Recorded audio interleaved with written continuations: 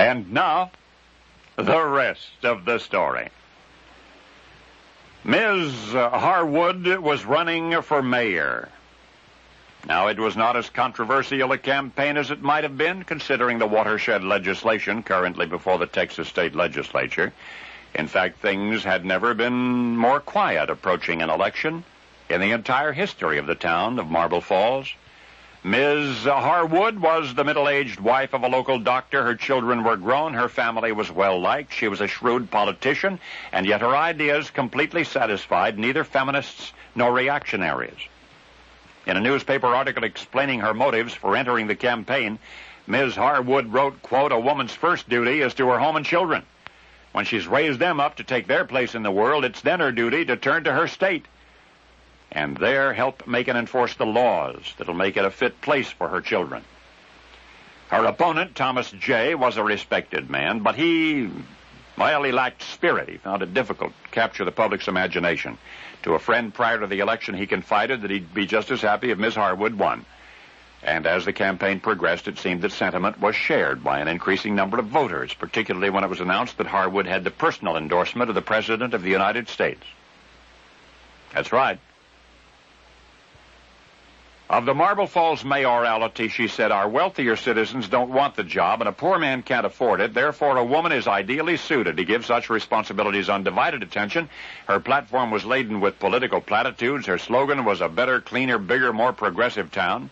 In campaign rhetoric, she amplified, "For everything that's progressive, for everything that's moral, for everything that's spiritual, for everything that's just, I'm ready to serve you."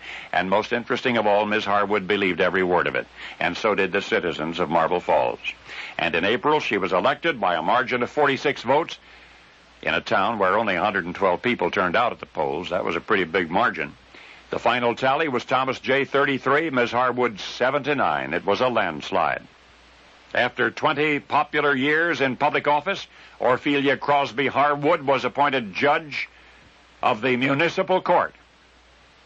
And that she was appointed by an all-male commission was singularly unimpressive, considering the feat that she had accomplished in Marble Falls, Texas, back in April of 1917.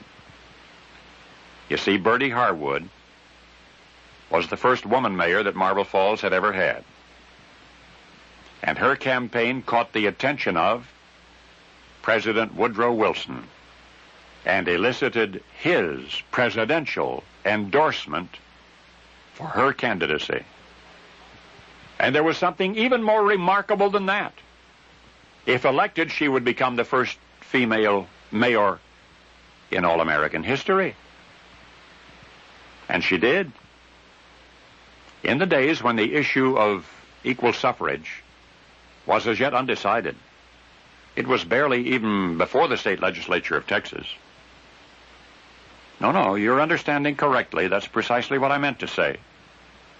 Bertie Harwood, the doctor's wife, became the United States' first woman mayor before any woman in the country could possibly have voted for her.